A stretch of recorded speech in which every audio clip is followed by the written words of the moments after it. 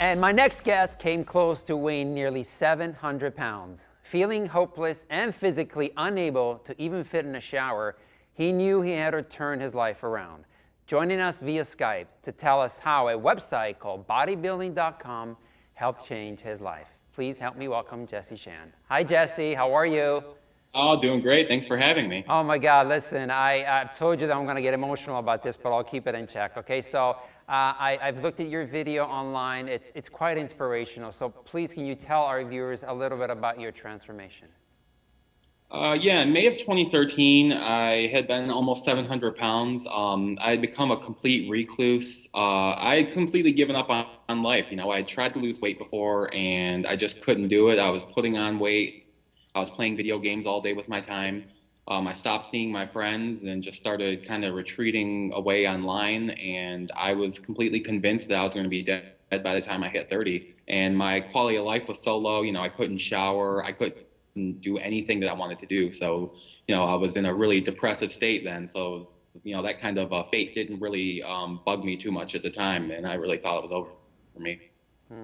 So I understand there's a troll online. Can you explain a little bit of that for me? What is that about exactly?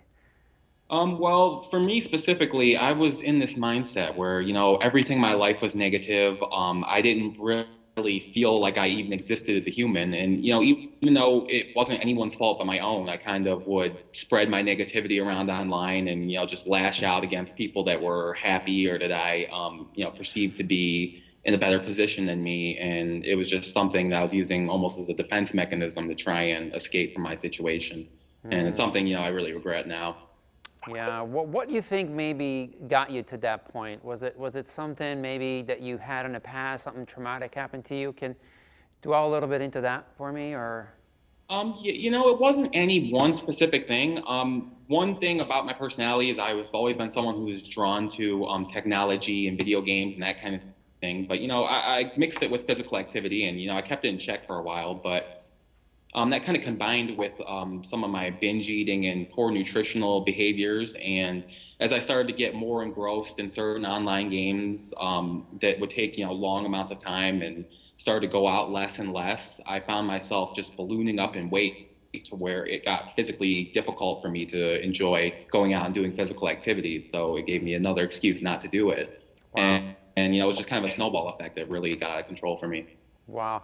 Tell me a little bit about bodybuilding.com and how they were able to inspire you to change. Well, how I found it actually was completely by accident. It was, the best mistake I've ever made in my life. I had gone there because, they have this rich online culture with a lot of internet inside jokes and things like that I was attracted to. So I kind of took my negativity there and, I had just been in these conversational threads that had nothing to do with bodybuilding or losing weight.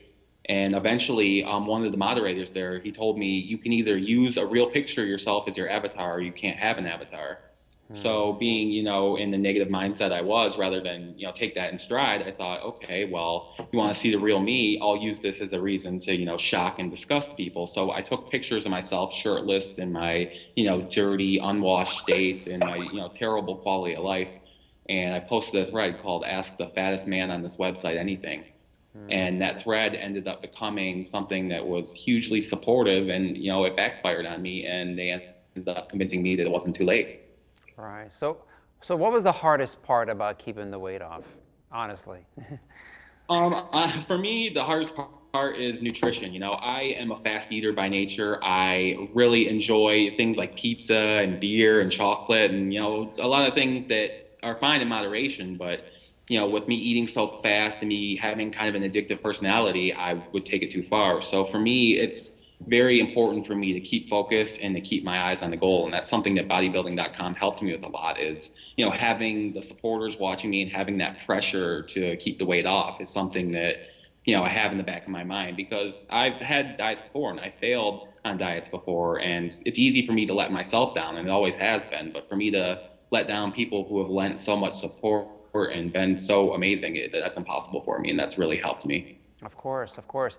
And I understand that you were, for many years, you were at home, you didn't leave home. So how were you able to support yourself, so to speak, or an income or anything? How did you manage that? Yeah, I was able to support myself because, well, not myself, but I was living at home with my parents, my Okay. mom and my stepdad and my grandmother. And, they're on fixed income, so it was a really low quality of life. We were always kind of impoverished, but at the same time, it was something to where I was able to not work. And, with the kind of food I was eating, and a lot of junk food that was really cheap to buy, it was something that I was able to maintain. So if there is, and I want to get this point out real quickly. If there's a message that you can share with one of our viewers, or maybe you can reach out to them, what would that message be, Jesse? Well, I would borrow from a quote of mine that's really strong for me that, it's never too late to be what you might have been. And the way I take that is, I was completely convinced that I did not have the willpower and I didn't have the drive to do something like lose 400 pounds. I struggled to lose 50 pounds. So how could I lose all the weight that I needed to lose? But what I found was, when you take it slow and you just don't focus on each day, you're going to have mess ups and you're going to stumble, but you just have to look at the long-term picture and just be consistent over the long term. And if you can do that, you'll find results a lot faster than you expected. And Wow. that's something I wish everyone could know. Jesse, let me tell you something. You're an inspiration not only to me, but to everyone that's listening to us. I wish nothing but the best and continued success. And hopefully we can talk about it in the future and talk a little bit more about your success story. Okay? Take care of Appreciate yourself. it so much. Thank you so much. All right. Thank you for being with us. And still to come, a modern-day fairy godmother helping to grant us wishes with hundreds of people. Ahead, we talk with Simonetta Lane about her Wish Wall Foundation when we return.